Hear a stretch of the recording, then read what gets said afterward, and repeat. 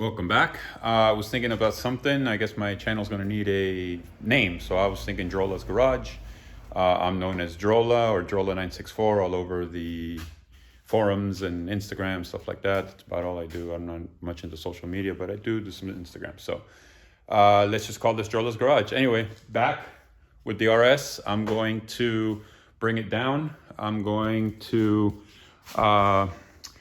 go through the computers and hook up the Durametric to it and see what I can find out as far as what's going on. I'll get see if I can get that deck lid open. I'm curious to peek in there. Not that I don't know what I'm gonna find. It's just a GT3 engine. I mean, same as that one, so shouldn't be any different.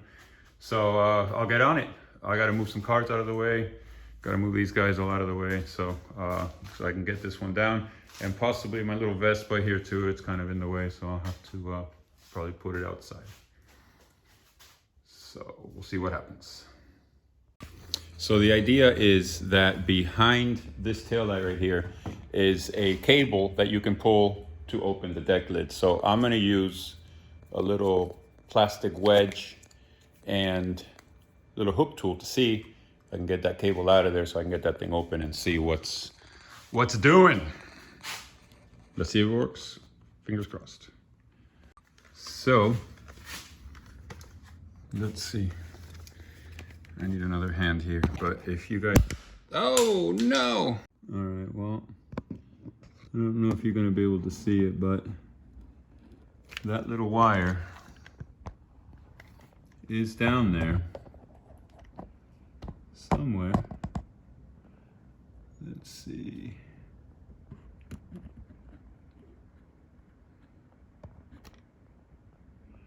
I think I see it. Okay, let me get the hook in there. Success! I was able to pull the little cable out. Got the deck lid open.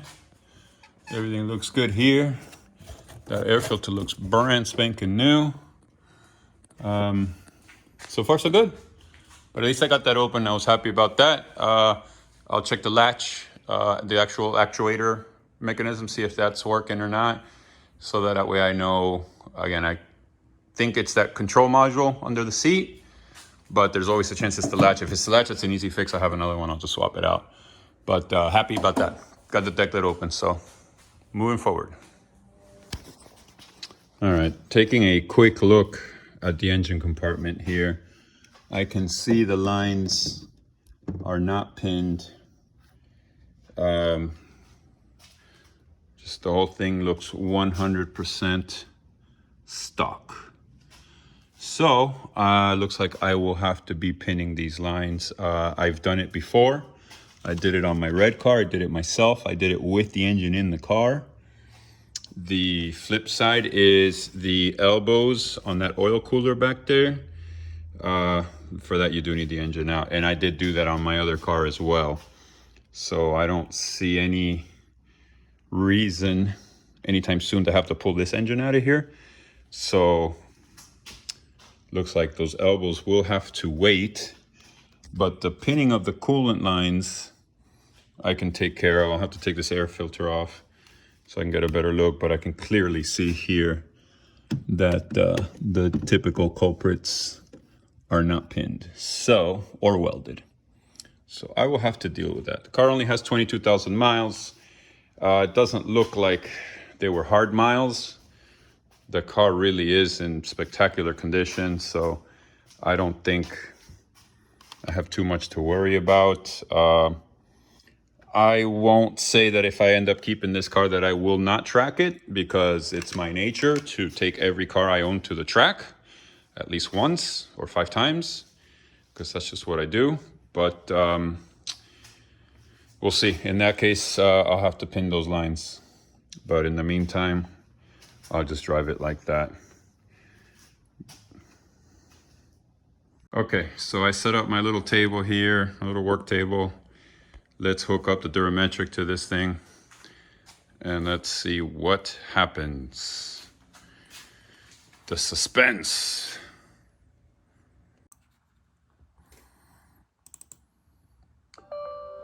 Durametric.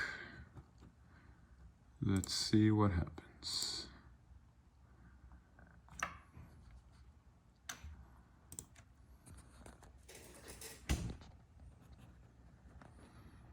Let's start with engine management or engine module. Let's see, information. The dreaded over rev report. Let's see what happens. 20 stage ones, 5 stage twos at 19.2 hours. We're at 662.2 hours. I would say it's pretty damn good. That's like maybe one touch of the rev limiter in first gear or something like that.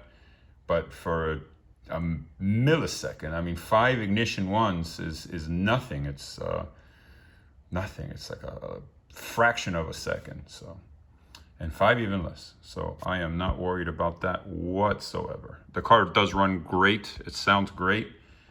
So we'll just leave it at that. All right. DME fault codes, communication, gateway, CAN drive, exhaust flap, control final stage. That could be because of that module under the seat. I'm not really sure. I'll have to look into that. I'll have to test the little vacuum solenoid over there in the motor that actuates the flappers. It won't be the first time I do that, so it's not a big deal. I can figure that out. Let's clear them and see what happens. Will they come back? Not for now. Okay, when I start the car, they'll probably come back. But for now, we'll just leave it at that. All right, moving on. Stability management. Let's see, information. That, fault codes. No fault codes on the stability management. Okay. Yeah, because the traction control actually does seem to function fine. The button light comes on and off. It tells me on the dash. So we'll leave it at that. All-wheel drive. This is not an all-wheel drive car, so I don't think this will have anything to do with it. That is correct. Suspension. Okay, so suspension, we have the PASM situation, which I had described earlier, and you can see it is not even reading it. So my guess is that module is fried. So I will be needing a module for the PASM. I spoke to I was messaging with a gentleman on Renless. He says he might have one. He's going to look for it, and hopefully he does, so that I can get that taken care of. That's not a surprise. I kind of suspected that. So there's not much I can do until I swap out the module, or at least play with the harness, that little plug.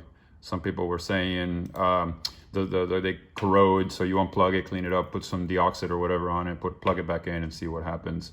But I'm not hopeful. I'm thinking probably that module is fried, which should not be that big of a deal. I can find a used one or whatever, and then if it needs to be coated, then I coat it to the car. So I'm not really too worried about that. Moving on down, tire pressure. Let's see. All right, so it reads, okay, that's a good thing. Let's see, fault codes on the tire pressure, nothing.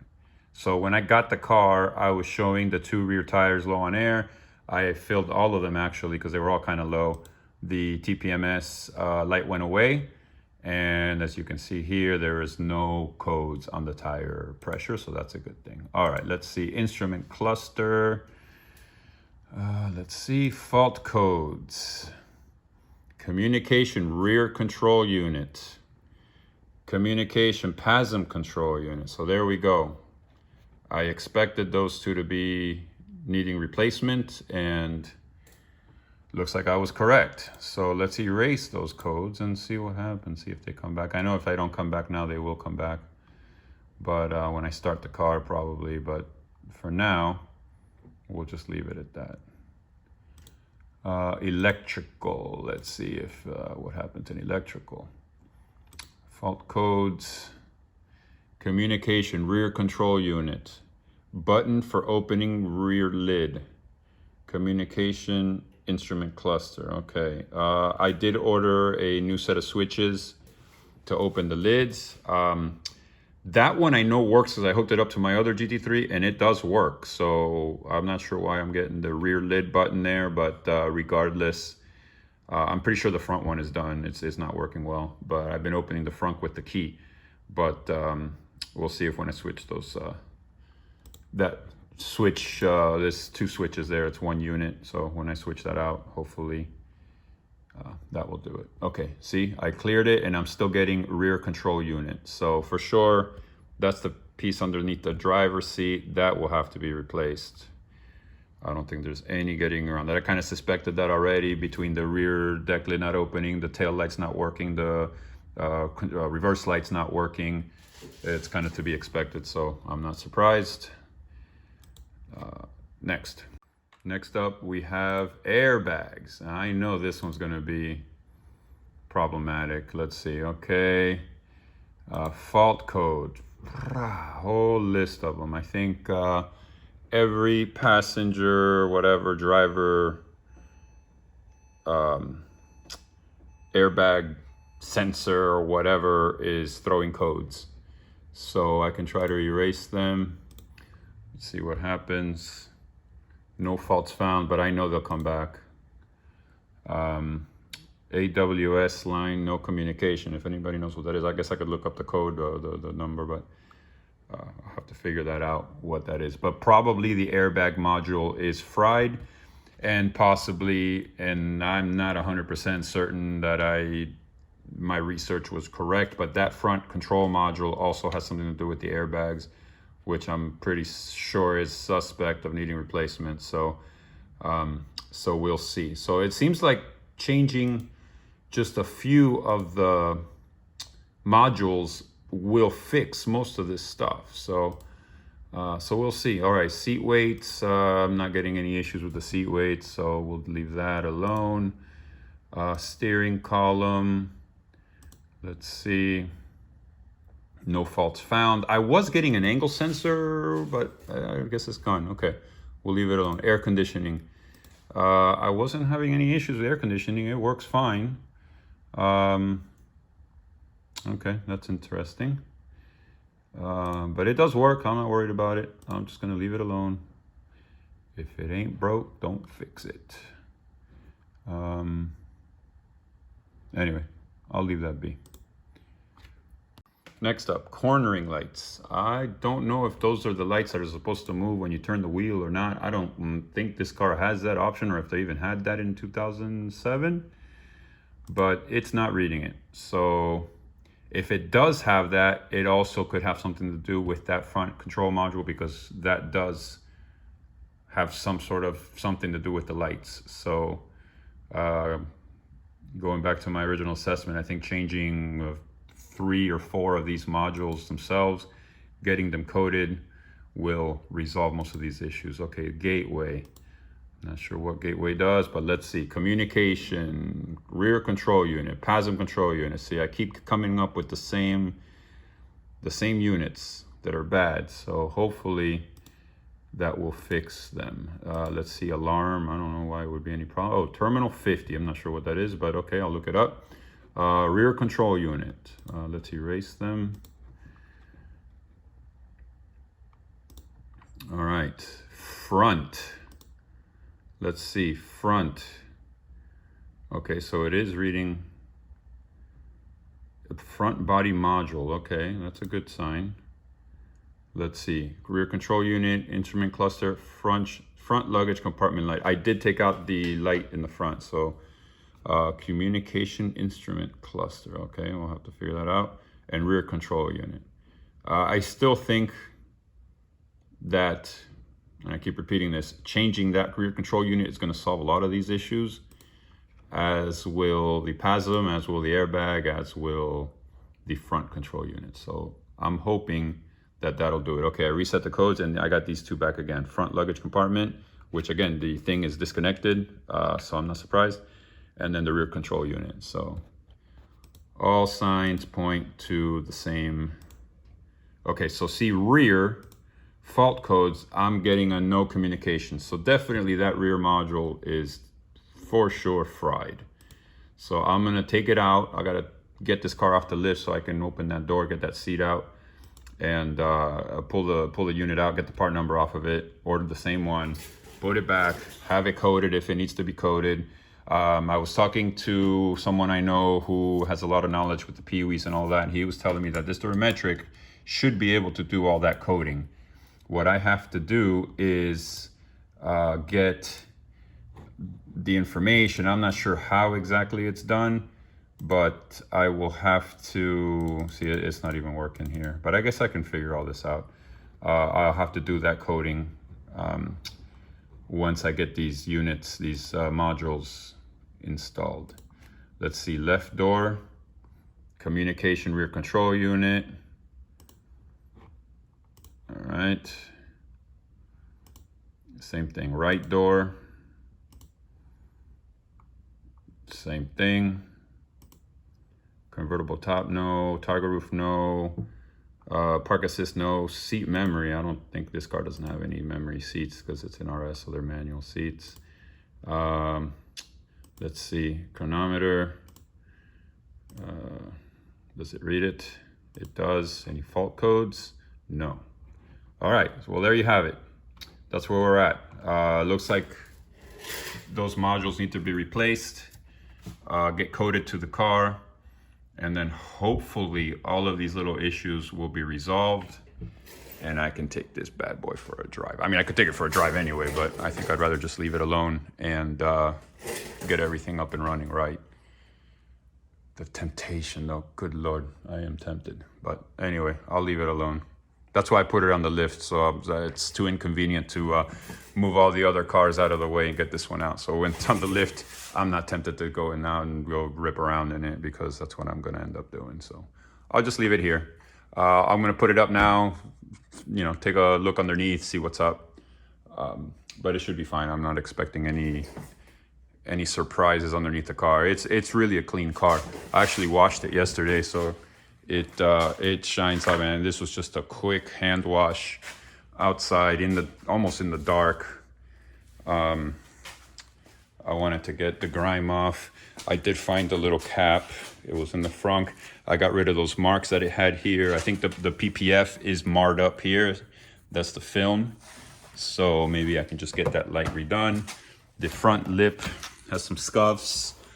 Probably looks like it was done with the forklift over there at Copart. You know, those guys are savages with the forklift. They don't give a crap. So otherwise, I mean, the car really cleaned up nice. I did find like a little door ding somewhere. I don't even remember where, but barely noticeable. So yeah, right here. I don't know if you can see that right there. You probably can't see it, but it's just a little tiny ding right there.